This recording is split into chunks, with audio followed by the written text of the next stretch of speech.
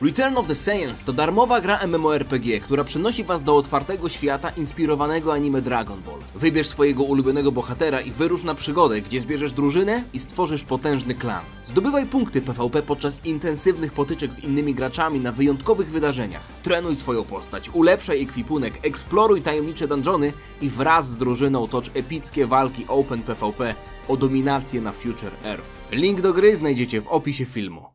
Siemka, ja jestem Adacho i tak jak jestem zdania, że z niektórych opinii warto się wytłumaczyć, zwłaszcza kiedy są kontrowersyjne, żeby uniknąć jakiegoś nieporozumienia. Tak uważam, że z gustów no chyba się nie da tłumaczyć. Czasami się rzeczy lubi, czasami się nie lubi i mimo tego, że próbuje się znaleźć sensowną argumentację, to czasem po prostu przemawia serce. I tak było w przypadku mojego filmu, który wrzuciłem kilka dni temu, Top 70 moich ulubionych postaci Dragon Balla. Jeśli nie oglądaliście tego filmu, to nie możecie oglądać tego, bo wam zabraniam, bo to będzie moja odpowiedź na niektóre komentarze. To jest kopalnia kontentu. Zazwyczaj nie robię takich filmów, mało tego, to jest pierwszy raz, jak w historii, nagrywam reakcje na wasze reakcje na mój ranking, ze względu na to, że wydaje mi się, że to był najbardziej kontrowersyjny ranking, a przypominam, że lata temu wrzucałem ranking ketchupów, smaków, lejsów, czy nawet ranking moich własnych rankingów. Także nie sądziłem, że top 70 ulubionych postaci z Dragon Balla to będzie film, który wywoła taką burzę, ale no jesteśmy w tym miejscu, także postaram się tutaj wziąć pod uwagę mniej lub bardziej merytoryczne odpowiedzi, bo było sporo takich i sporo takich. Mimo wszystko dziękuję wam za każde komentarze. Dużo osób pisało swoje topki, tak jak prosiłem, także widziałem, że większość z nich wygląda tak samo, te postacie się przewijały, ale czy to jest aż takie złe, że niektóre postacie niszowe wzbudzają we mnie większą sympatię niż niektórzy bohaterzy, którzy przewijali się od kilkudziesięciu lat na naszych ekranach? No nic, przejdźmy do komentarzy. Pierwszy jest od Patryka Olbrysa i to był chyba jeden z najbardziej łapkowanych, to był na pewno jeden z najbardziej łapkowanych, być może najbardziej łapkowany komentarz. Myślę, że miejsca postaci w tym rankingu były losowane kołem fortuny. To prawda, ale mam bardzo dużego farta i tak się okazuje, że koło fortuny ułożyło postacie akurat w takiej kolejności, w jakiej chciałem. Jeśli nie widzieliście tego rankingu i chcecie go obejrzeć, to tak jak mówię, odsyłam was jeszcze raz, ale dla przypomnienia wkleję wam ten ranking tutaj. Raczej nie będzie przez cały film widoczny, także spójrzcie sobie na niego jeszcze raz. Myślę, że kontrowersje, które rzucają się najbardziej w oczy, to jest w pierwszej dziesiątce Hybisz i Chaozu. Dużo osób się czepiało Chaozu, bo to jest ponoć bezużyteczna postać, która nic nie zrobiła i tak dalej. Mało zrobiła i co z tego? W drugiej dziesiątce mamy na przykład Kato Pesle. O Kato Pesli też będzie komentarz. Albo chyba największa kontrowersja to to, że tę drugą dziesiątkę zamyka Goku. Postać, która tak naprawdę jest głównym bohaterem Dragon Balla. No ale dobrze, idźmy dalej. Z trzeciej dziesiątki, kto tam jeszcze był? Vegito, że jest na 29 miejscu i że Ikarus jest na 30, ewentualnie, że Krillan tak nisko. Nikt nie czepiał się Merusa, to dobrze. Fani Merusa, łączmy się. Z czwartej dziesiątki to chyba największe pretensje były o Future Trunksa i Gohana, którzy tę czwartą dziesiątkę otwierali, ale widziałem też komentarze odnośnie Mutaito, ale to raczej nie były jakieś pretensje. Nikt się nie czepiał Pybary na 39 miejscu, no okej. Podejrzewam, że pewne kontrowersje też mógł wzniecić Chapil na miejscu 44. Raczej z dalszych miejsc nikt się nie czepiał, chociaż moim zdaniem, powiem wam tak, największą kontrowersją w tym rankingu, moim zdaniem jest miejsce 70. Nie sądziłem, że nikt się nie będzie czepiał, nie widziałem przynajmniej takich komentarzy, gdzie ktoś się czepiał Kapitana Chickena. Jakby jest tyle postaci, które się nie znalazły w tym rankingu. Najwięcej było pretensji o Majin Buu, o 18, o Gotena chociażby, a znalazł się Captain Chicken. No co mam wam powiedzieć? No dobrze, tak czy siak, to miało być odnośnie komentarzy, także przejdźmy tutaj do czegoś konkretnego. Szynek 56. Cóż, nie cóż, nóż. Troszeczkę ostrzej. Maciej Szynku. Nóż mi się w kieszeni otwiera, że Son Goku, którego oglądamy od ćwierć wieku, jest na 20 miejscu i jest niżej niż jakiś random, który biegał po arenie w Dragon Ballu Super, po czym dostał kopa od Vegety i jego historia się skończyła. Mowa tutaj o Kato Pesli. Podobną rzecz można byłoby powiedzieć o polityce. Nóż się w kieszeni otwiera, że od 20 lat jak nie więcej oglądamy te same mordy. Ale tutaj ten argument czasu antenowego raczej przemawia za obroną Son Goku. To nie był ranking ilości czasu antenowego. To nie jest tak, że im ktoś jest dłużej na ekranie, tym bardziej go lubię. Mało tego, uważam, że im dłużej ktoś jest na ekranie, i często tak było w przypadku niektórych postaci, że im dłużej ktoś jest na ekranie, tym więcej jest szans, żeby podpadł w jakiś sposób, ale serce mimo wszystko wybacza niektórym te błędy. Serce nie jest obiektywne, ok? Jeśli chodzi o serce, o ocenienie sercem, tutaj może się wkradać hipokryzja. Bo na przykład można spojrzeć na Vegetę, który też się przewija od wielu, wielu lat i były sagi, w których Vegeta mnie irytował i o tym niedługo będę mówił w rankingu wersji Vegety. Chodzi o porównanie wersji Vegety z różnych sag. Vegeta z sagi Namek, Saiyan i tak dalej, przez wszystkie sagi, w których był, wliczając w to filmy kinowe, te powiedzmy z nowej ery i mangę, ale niektórym postaciom po prostu serce wybacza, a niektórym nie. Zapytajcie swoich rodziców, dlaczego was kochają. Albo jeśli macie dzieci, zapytajcie siebie samych, dlaczego kochacie swoje dzieci. Odnośnie Katopesli. Zobaczyłem, bo tutaj Szynek na szczęście ma taką czerwoną ikonkę przy swoim niku, która sygnalizuje mi czas, od którego w zasadzie czas, no można powiedzieć, że czas, jaki Szynek subskrybuje mój kanał. I tam było powiedziane, że 3 albo 4 lata, chyba 3 lata. Także od mniej więcej 2000, no może nawet 21 roku powiedzmy. Bo ta liczba się zmienia z każdym pełnym rokiem, także może niedługo będą 4 lata. Tak czy siak, Katopesla to jest mem, który jest na moim kanale obecny od 7 jakoś lat. 8-7 lat temu, jak nagrywałem omówienia anime Dragon Ball Super, kiedy to wychodziło. Byłem wielkim fanem Katopesli. Na moim kanale są różne przejawy tej sympatii. Są filmy, w których udawałem Katopeslę, powstawały memy z tego. Katopesla był zawsze postacią, która się gdzieś przewijała w moich filmach jako taka pozytywna, memiczna postać, którą zawsze bardzo lubiłem. Nawet jak były samony w Dokanie, to bardziej samonowałem po Katopesle, który był słaby, niż po jakieś lepsze karty. No, w tamtym przypadku akurat top, więc myślę, że jak ktoś nie jest dłużej na moim kanale, w cudzysłowie nie dorastał z tym memem Katopesli tutaj, to nie będzie rozumiał, dlaczego jakaś randomowa postać jest na 15 miejscu, ale tak się składa, że ja, i to też będzie poruszone w następnym komentarzu, w jednym z następnych, mam swoją historię, mam swoje życie, mam swoje sympatie, mam swoje przemyślenia, mam swoje doświadczenia i ten ranking jest odzwierciedleniem całego mojego życia. I nie macie prawa tak naprawdę, w sensie mówię, że was za to nie winię, nie macie prawa znać całego mojego życia, nie macie prawa wiedzieć tego, co siedzi w moim sercu i co siedzi w mojej głowie, więc ten ranking po prostu jest odzwierciedleniem tego i rozumiem, że niektóre rzeczy mogą wydawać się dziwne, ale akurat przypadek Katopesli jest zrozumiały i myślę, że wiele osób, które śledzą mój kanał od dłuższych lat, to się tego Katopesli tam po prostu spodziewało. Jak chociażby kolega Wiadrow Zupow, który powiedział strzał w ciemno, Katopesla w top 20, a potem się okazało, że Katopesla jest 15. Daniels, Vegeta na pierwszym miejscu? Shop i niedowierzenie. Niedożywienie. Szacun za rozmach i uwzględnienie niesamowicie niszowych postaci, które 99% osób, w tym ja, olewa ciepłym moczem. Mówiłem wam właśnie w tym filmie, jak wyglądał proces tworzenia tego rankingu. Znalazłem listę obrazkową wszystkich postaci w historii Dragon Balla. W sensie podejrzewam, że jeśli chodzi o trybuny Tenkaichi Budokai, gdzie były tłumy, no to tam postacie jakby ósmoplanowe nie były brane pod uwagę, ale nawet jacyś żołnierze Czerwonej Wstęgi byli zaznaczeni w tym rankingu.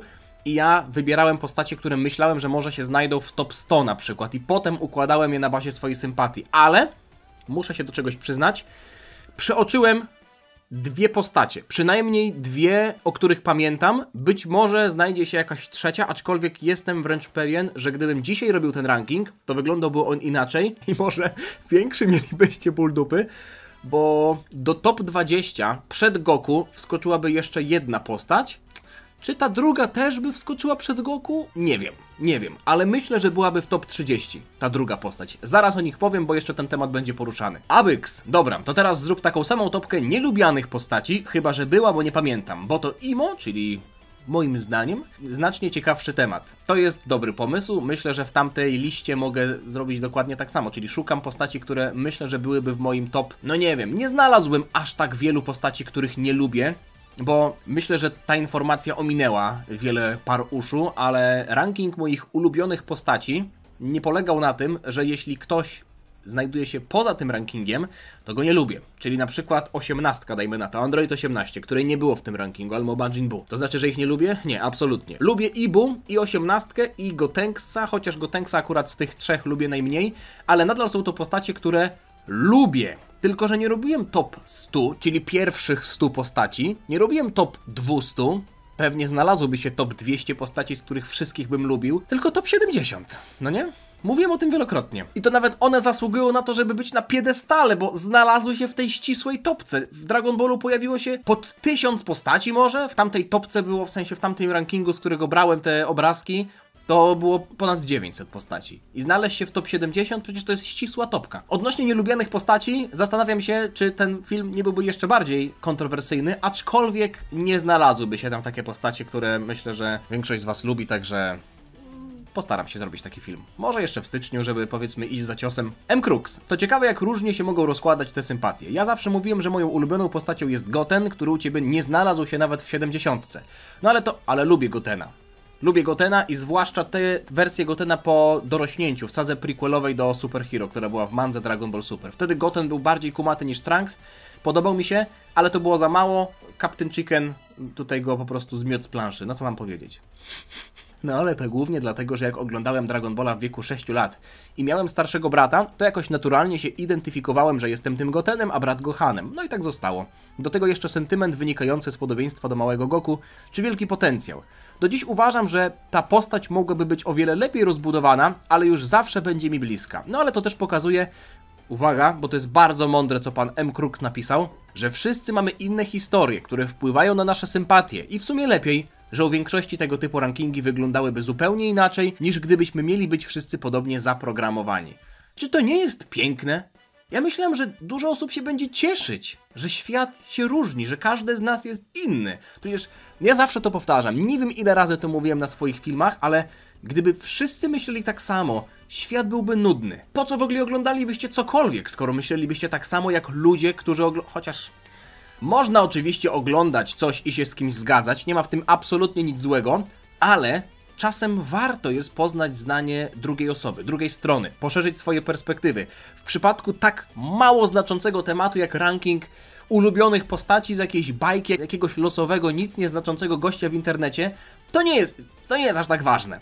Ale tym bardziej uważam, że spinanie się o to świadczy o jakimś takim braku dystansu po prostu do otaczającej rzeczywistości. A oprócz serwowania wam rozrywki, bo to jest mój cel, powiedzmy, jeśli chodzi o taki przekaz moich filmów, żeby wam po prostu sprawiać przyjemność, żebyście się mogli rozluźnić, ale też często, żeby można się było czegoś dowiedzieć, to jest to, żeby każdy z was budował dystans.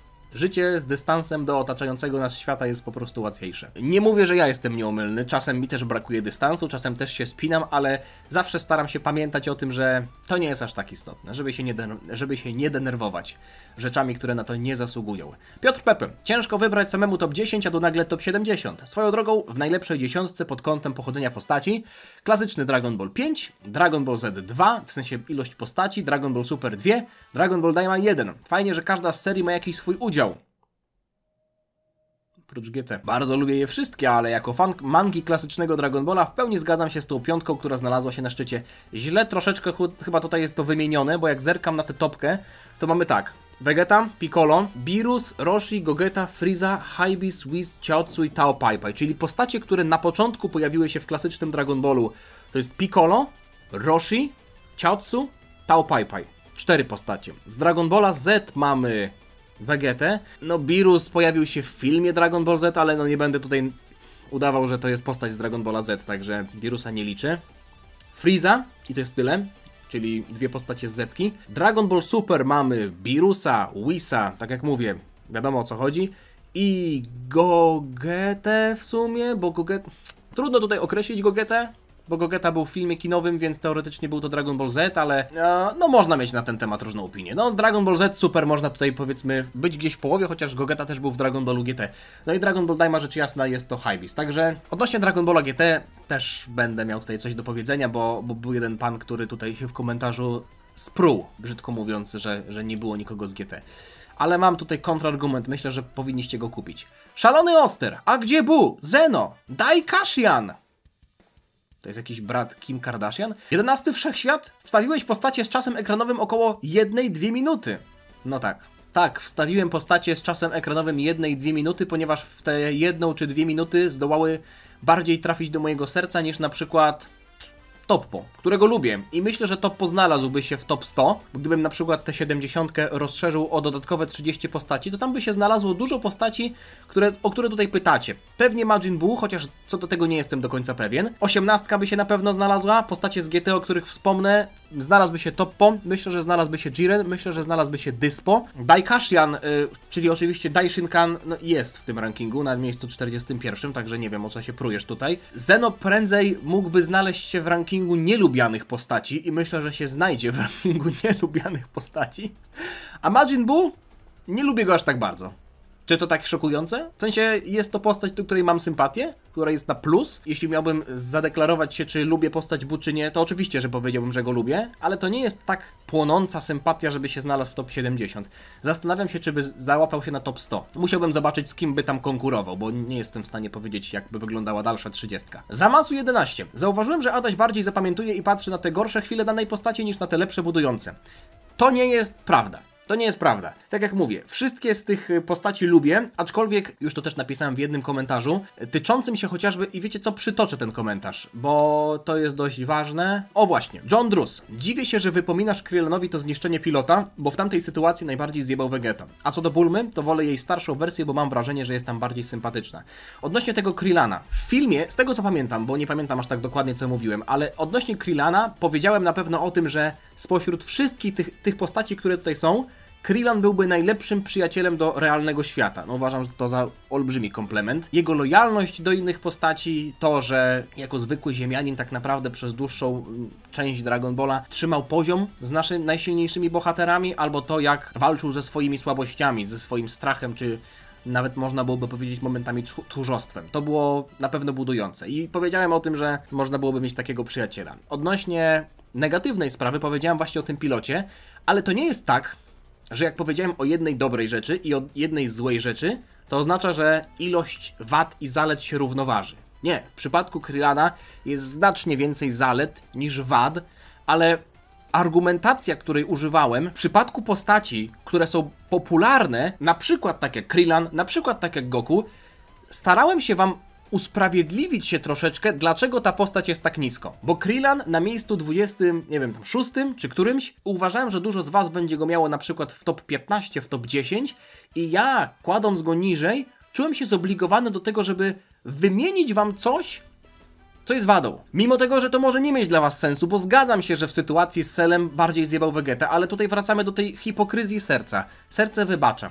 Jak kogoś się kocha, to się mu wybacza. Krillana nie kocham aż tak bardzo, więc bardziej mu to wypominam. Nie proście mnie, żeby to było obiektywne, bo ten ranking nigdy nie miał być obiektywny, nigdy nie był obiektywny i nigdy ranking sympatii postaci nie będzie obiektywny. Tutaj się kieruję sercem. Wszystkie te postacie, które są w tym rankingu, top 70, który widzicie, ma więcej zalet niż wad. To, że wymieniłem w przypadku niektórych postaci jedną zaletę, jedną wadę, to nie znaczy, że to się równoważy. To nie znaczy, że to jest największa zaleta, największa wada, albo że pamiętam więcej złych rzeczy. Po prostu, tak jak mówię, kieruję się takim mechanizmem. Jeśli jest postać, która jest wysoko, mimo tego, że raczej się spodziewacie, że będzie nisko, tak jak Katopesla, to staram wam się wytłumaczyć, dlaczego jest tak wysoko, a jeśli jest postać popularna, która jest niżej, na przykład Future Trunks czy Gohan, których bardzo lubię, ale myślę, że dużo osób miałoby je w top 10, to wtedy wam staram się powiedzieć, dlaczego ona jest tak nisko u mnie, no nie? Mimo tego, że tych zalet jest multum. Tomasz Barlak, to co w kadrze. Biorąc pod uwagę, że elementy gagowe są dla ciebie ważne, to dziwne, że nie znalazł się nikt z Ginyu Force.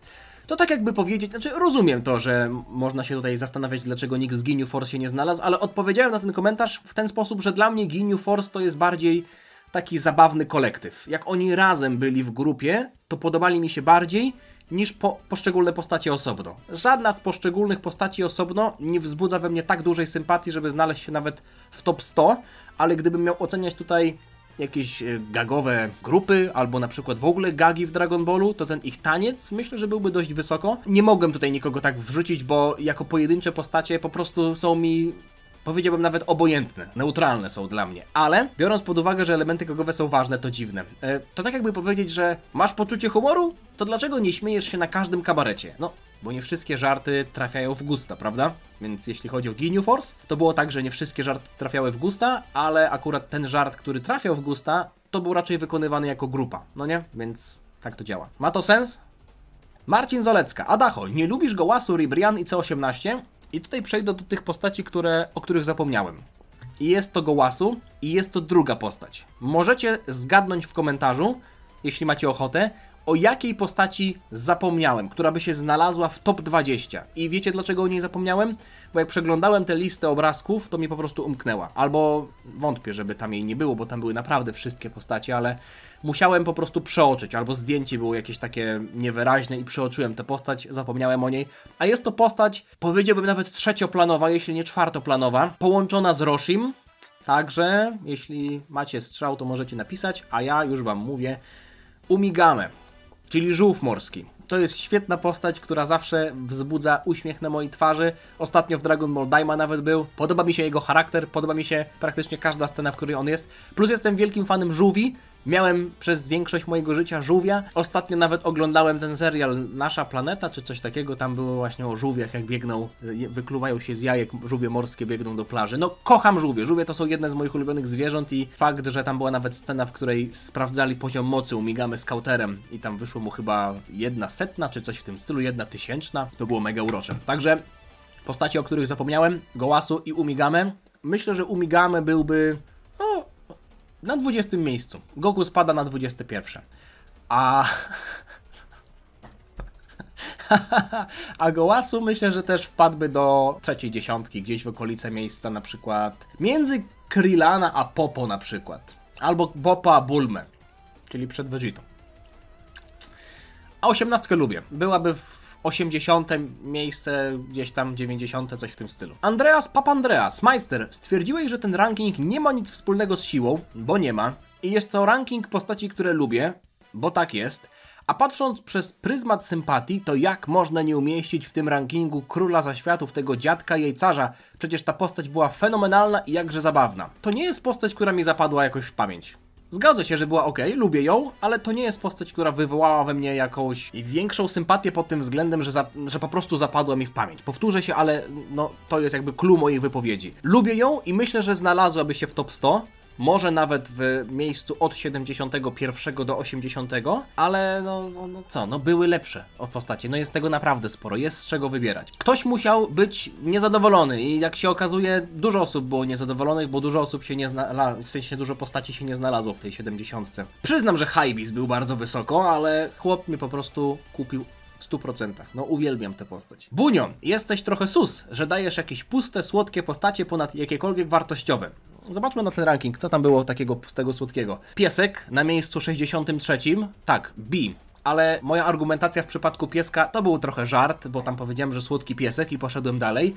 Ale wzruszająca była po prostu scena, w której piesek został zastrzelony, w sensie postrzelony, prawda? Więc to nie jest tak, że każdy słodki piesek albo każde słodkie zwierzątko, które się pojawia w Dragon Ballu, to jest już automatycznie w tym rankingu, bo były na przykład dinozaury, które też były urocze, żyły w górach Paozu i tak dalej. Dinozaury albo te inne pterodaktyle, albo w ogóle jakiekolwiek inne kotki, chociażby kotek pana Briefsa, prawda? No gdybym go wrzucił, to bym był zjedzony żywcem, ale powiedzmy, że też byłby w top 100. Już żeby nie mieszać za bardzo, okej? Ghost Asher na miejscu 61. Tak, trafił tam za to, że jest uroczy. I co z tego? Jakoś musiał punkty zdobyć, tak? Jakoś musiał dostać tę pracę. Niektórzy mają kompetencje, a niektórzy są po prostu ładni. I uważam, że taki nic nieznaczący ranking na YouTube jak mój, to powinny być jedyne wybory, na których się głosuje ze względu na kogoś wygląd. Także pozwólcie, że jeszcze tutaj w tym przypadku się usprawiedliwię. Scuplik. Nie rozumiem ludzi wolących Vegetę niż Goku. Dla mnie Vegeta to taki nieudacznik, mitoman z wybujałym ego, mający poczucie wyższości i jednocześnie gówno robiący, zestawiając go z Goku. Vegeta dużo pierdoli, Goku robi. Tak jest. Już na starcie Vegeta powinien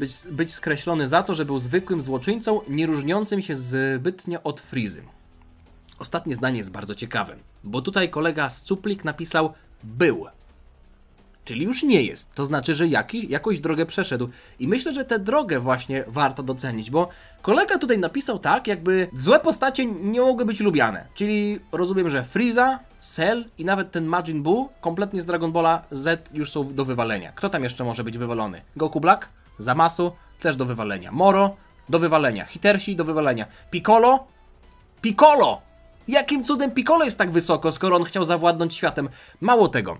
W sadze androidów. Kilka dobrych sag po tym, jak Piccolo się pojawił Junior, powiedział, że nie jestem waszym przyjacielem, jestem demonem, który chce i pewnego dnia zawładnie nad tym światem.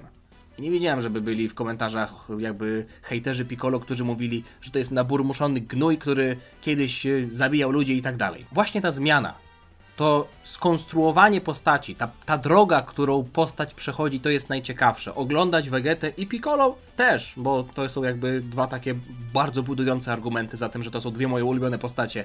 To są postacie, które na początku były złe, nie miały żadnych wartości, nie wykazywały się żadną moralnością, ale było bardzo ciekawie obserwować, jak się zmieniają.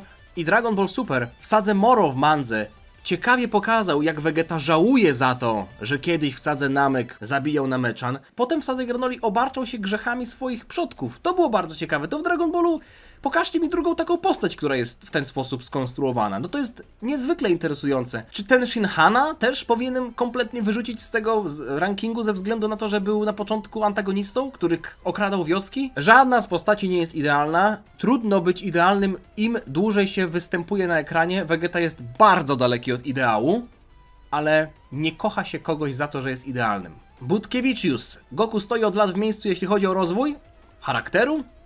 No, ostatnio w Sadze Granoli przypomniał sobie o rodzicach. To był krok do przodu, aczkolwiek co z tego wyniknie, nie wiadomo, być może nic z tego nie wyniknie. Dużo osób chyba źle zrozumiało te słowa, bo pisali mi, jak to Goku stoi w rozwoju od tylu lat, przecież osiągnął Ultra Instynkt, technika aniołów. A jak argumentuje to, że chce trenować? Bo chce się stawać silniejszy i walczyć z silnymi gościami.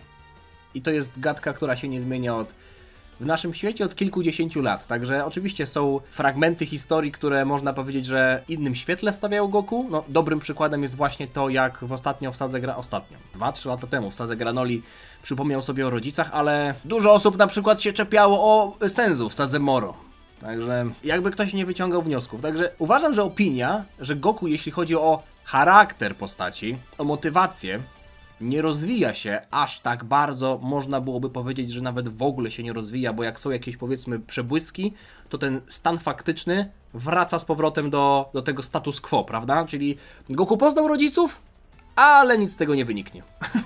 I to tyle, nie? Dalej będzie tym samym Goku. Mało tego, jeśli ktoś byłby bardziej uszczypliwy, to mógłby powiedzieć, że w anime Dragon Ball Super Goku się nawet cofnął w rozwoju, jeśli chodzi o postać. Phantom, ja rozumiem, że to twój ranking i twoje zdanie, ale czy ty serio dałeś wyżej Mai od Goku czy Gohana? Tak. Future Mai. Tak, dałem wyżej. Może oglądałeś w 144p jakoś filmu i nie widziałeś dokładnie, nie wiedziałeś, kto tam jest, bo na przykład Future Mai i Android 17 są obok siebie i wyglądają trochę podobnie, mają podobne fryzury, ale tak, to była Mai. Sportowe dusze. Pierwszy komentarz w życiu... To jest naprawdę mocne, jak ktoś mówi, oglądam YouTube'a od 40 lat. To jest mój pierwszy komentarz, kurwa. Zdenerwowałem się. To jest w sumie ciekawe, że w tym roku YouTube świętuje 20-lecie. Wiecie co? Jeśli dobrze liczę, to jest niesamowite. Ostatnio to policzyłem. Jeśli dobrze liczę, ale będę musiał to sprawdzić, 24 grudnia w tym roku, w Wigilię Bożego Narodzenia 2025, jednocześnie w mojej imieniny, bo Adama i Ewy, to będzie dzień, w którym będę mógł powiedzieć, że dzisiaj równo pół życia nagrywam na YouTubie, bo będę już po 28 urodzinach i będę już po 14 rocznicy nagrywania na YouTubie. 14 lat nagrywam, 28 żyję. Niesamowite, co nie?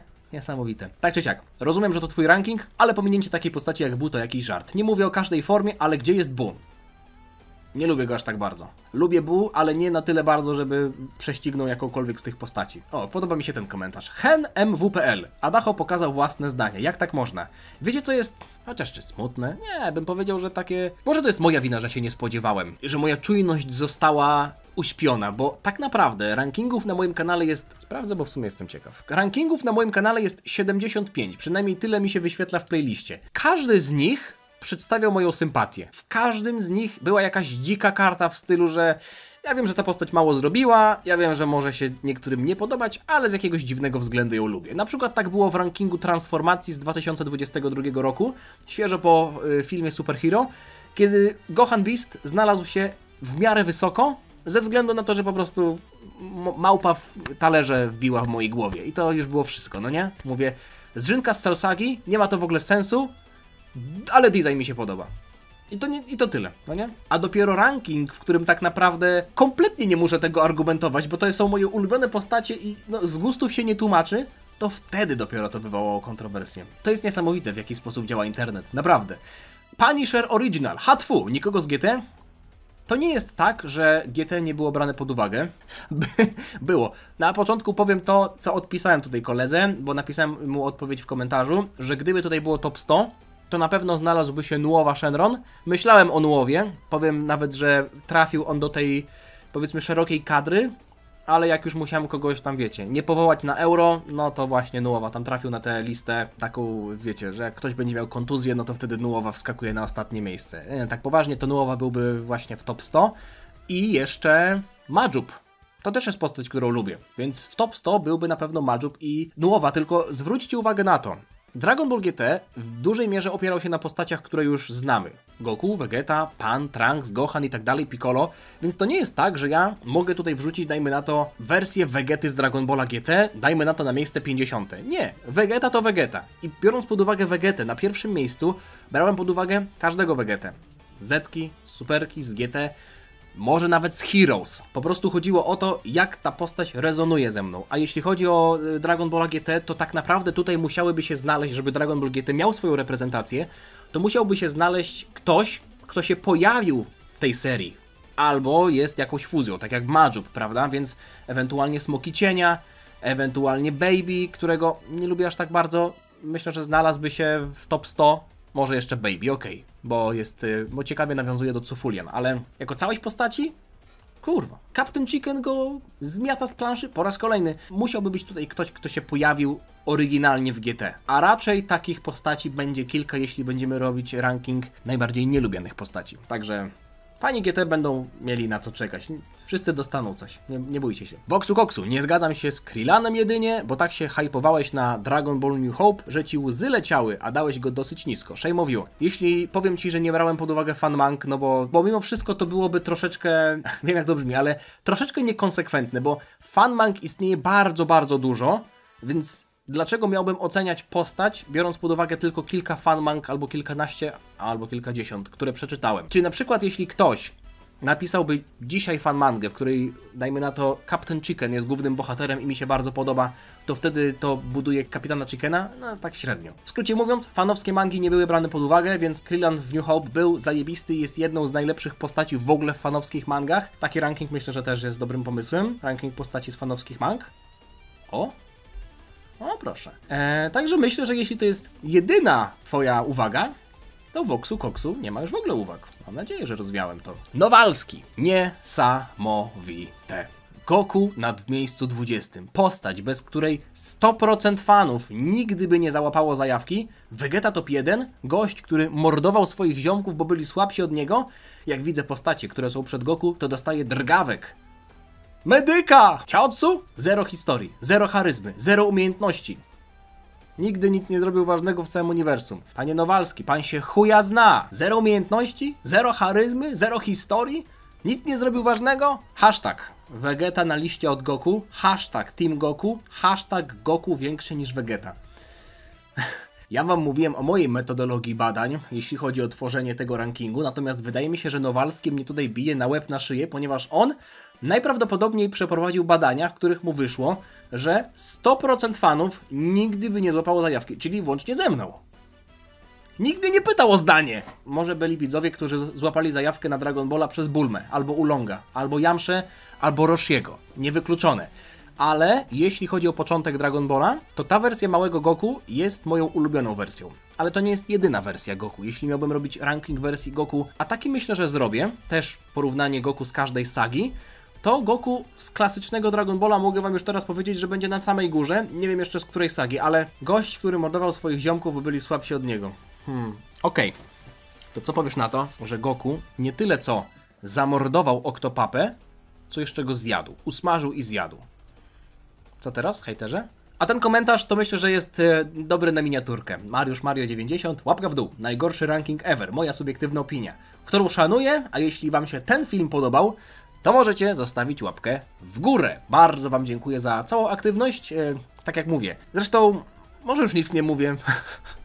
Tak mi się wydaje, że warto mieć dystans do życia. To nie są sprawy życia i śmierci. Można lubić jedną postać, można lubić drugą, a potem sobie przybić piątkę. A można też wtykać kijek w mrowisko, żeby trochę innym uświadomić, że są w życiu rzeczy, którymi się nie warto przejmować.